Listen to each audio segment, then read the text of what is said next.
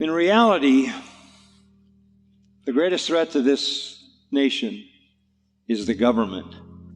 The government.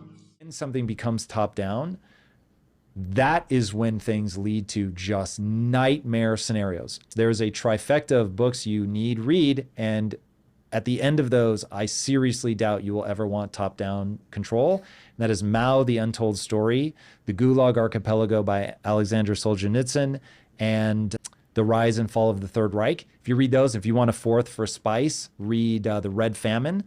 And all of a sudden, you're going to be like, that. I do not want anything top-down. It can just, when it deranges so hard that millions, in some cases, tens of millions, in other cases, over 100 million people end up dead.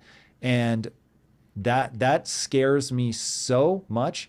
And P.S., I just assume I'm one of the bad guys, that I wouldn't see it, that I would break bad and not realize it. It's scary. And so I don't want the power. I don't want other people to have the power. Like, I want this as diversified as possible. So as a psychologist, what I would add to that analysis, I think it's terrifying.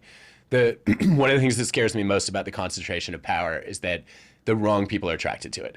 So if you think about what psychologists have called the dark triad of personality, Machiavellianism, psychopathy, and narcissism. Guess what? People who have those traits are more likely to want power. Yeah. And in a lot of cases, we're more likely to give it to them because we mistake their confidence for competence. And then people see them at some point, they're like, oh no, power corrupted. Maybe sometimes, maybe for some people. But there's also a case to be made empirically that power reveals that these people are really good at hiding their self-serving agendas until they have free rein. And then at that point, they let all hell break loose. And I think that's the fact that that's a dynamic in social systems is completely terrifying, and I think underscores your fear of autocracy and megalomania and anything else that you want to throw in that bucket. So I'm totally with you there.